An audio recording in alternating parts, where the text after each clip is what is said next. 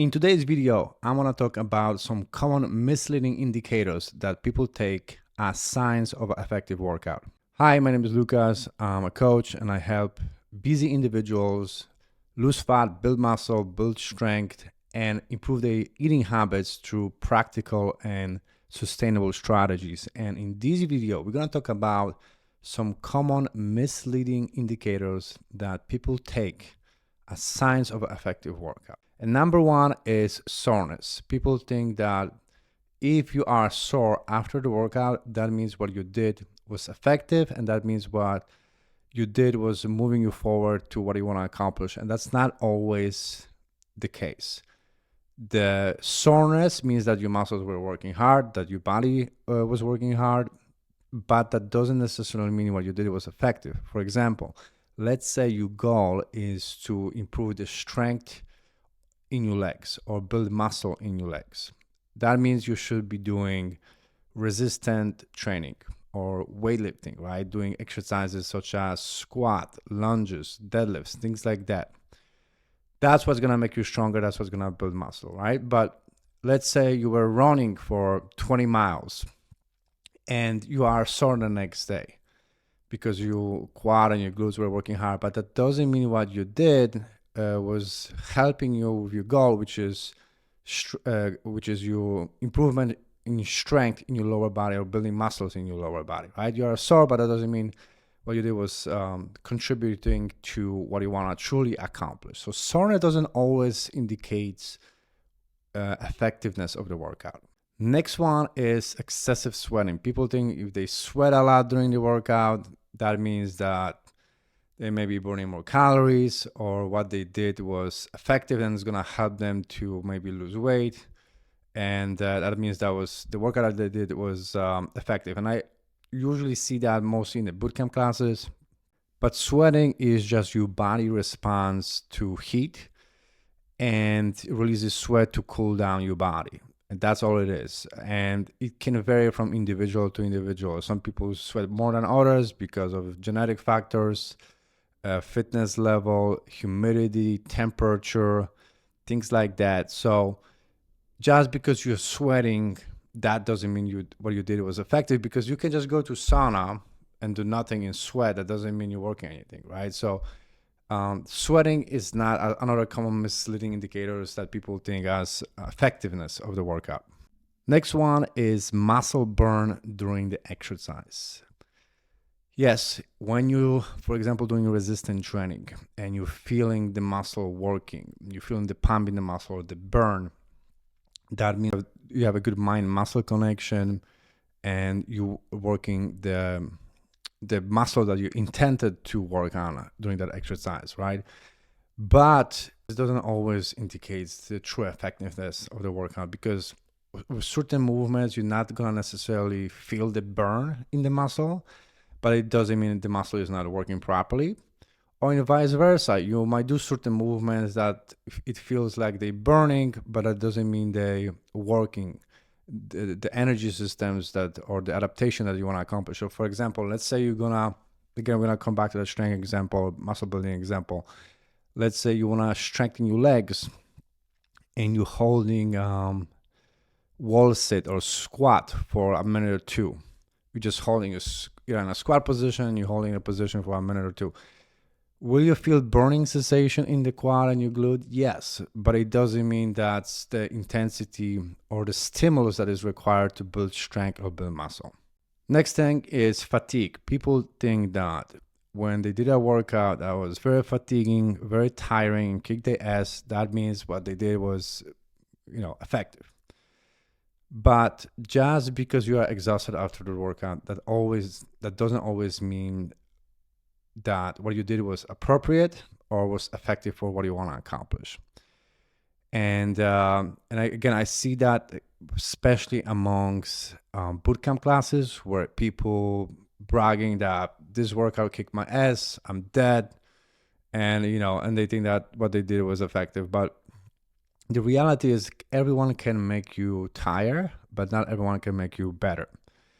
For example, like my 12 years old cousin can give me some random exercises to do, like do 20 squat jumps, 20 burpees, sprint, lift a little bit of, weights, do push-ups, do random exercises, random stuff. And will I be tired? Yes, but doesn't mean what I'm working is anything specific for what I want to accomplish. And I see that during the Bootcamp classes where people are doing bunch of different exercises and energy system mushed together, and they vary this stuff every day, and they are tired, but they're not working anything specific that's going to help them to get better at.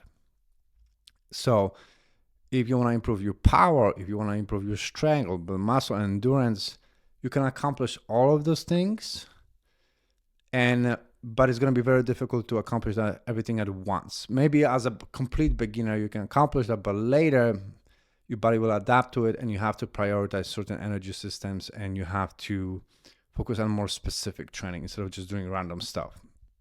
Next one is heart rate. People think that just because they're elevating the heart rate, that means they're working hard and they're doing a good thing. But the heart rate elevation is not always a true indication of if you're working hard or if what you're doing is effective, because let's say you're doing strength training, and you're doing strength training, you're going to take longer breaks, and you're not going to elevate your heart rate as much if, for example, you would do like cardio training.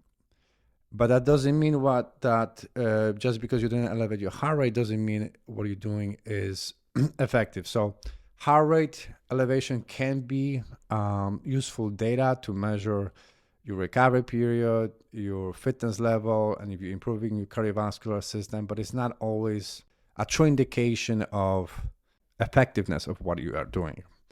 Because certain energy systems, like for example, power training or strength training, is not gonna elevate your heart rate as much compared to cardio, for example. Next is duration of the workout. People think that if they're spending long time at the gym, 2 hours or longer, that means that they're working hard. But spending too much time on the gym is not always a good thing, because after probably an hour, your focus, your ability to work hard severely diminish. And I also believe that it's not necessary to spend 2 hours on the gym. It's not about the quantity of the length of the training, but more about the quality. And usually when people are spending many hours in the gym is because they probably not working hard enough. They're getting distracted because maybe they talk and spending too much time on the phone.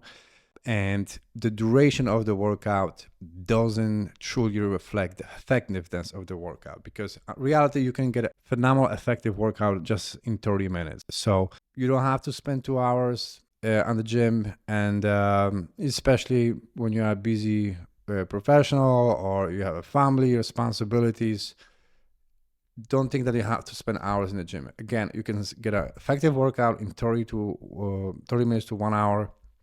And doing more than that is not necessary. It actually can lead to overtraining and maybe even leads to injuries. Next one is the complexity of the workout. People think that if the workout was complex or unique or sophisticated, that means the workout was effective, but that's not true. Especially, I see, again, I don't want to come back to this point again, but during the bootcamp classes, from my experience, what I've seen is people think that if they're doing, for example, single leg Bosu ball squat followed up by a hammer curl to a press, that means they're doing many different complex movement into one exercise. And I think this is more effective because it's more complex, more unique. But complexity doesn't equal effectiveness.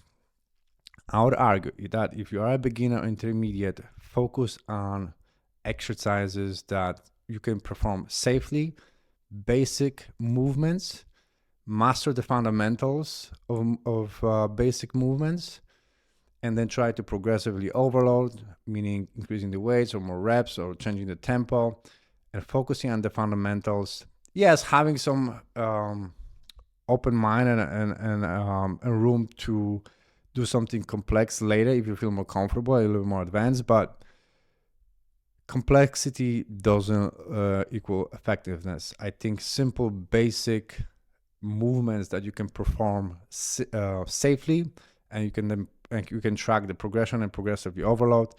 That's going to give you the most bang to your back.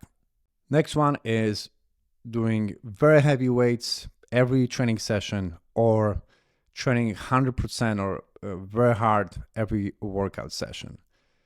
That type of a strategy is not sustainable, because if you're training hard 100% all the time, it's just a matter of time till you're gonna injure yourself and you're gonna overtrain, and that's not a good place to be. So not every workout needs to be very hard. Some workouts can be medium intensity, maybe 70-80%. Some workouts can be very light, where you can just practicing technique of the movement of the exercise. Some workouts, yeah, can be a little harder, but not every training session should be 100% intense. And it's okay sometimes to go a little bit lighter, especially when you feel beat up. If you feel like you have some injuries or pains, you can do a lighter workout and you can practice technique and work on different things. But it's important to periodize your intensities. Maybe on certain days you're training a little harder, and certain days you're training a little bit easier so you can recover. Recovery is also very important. So we want to train hard, yes, but we also want to train intelligently. Next one is seeing immediate weight loss after the workout. A lot of people, when they doing certain workouts, they checking their weight and they watch how much weight they lost during the workout. And the problem with that is that, let's say you did a workout and then you maybe lost 3 or 4 pounds. Most of that is probably water, because you sweat it out. And we don't want to check your weight necessarily after the workout, because that's not really indication of you losing weight or not, because most of it is water. If you want to lose fat, you need to focus on nutrition and be in a calorie deficit. The workout's gonna help you to burn more calories, but they are not the main driver for fat loss, because if you're eating like shit and you're doing a lot and you're doing hard workouts and you're still in a calorie surplus, you're not gonna lose weight. So focusing on the nutrition is gonna be the key for weight loss, and the workouts can be used as a supplemental thing for fat loss and also for performance and health and things like that. And the last one is following trends about popular workouts. When people looking at some different exercises and work on Instagram, and they trying different things. And I think it's important to have an open mind and try different things. But if you're constantly following different trends and you're constantly changing the exercise and doing different energy system, doing different things, you're just kind of doing random stuff, then it's going to be very difficult for you to like accomplish something specific and move forward. Spend a few weeks or few months on something, on one program, do it well, be consistent with it, and then measure your progress and measure your results. And then after that, see if that was working for you. If not, maybe you can try something different.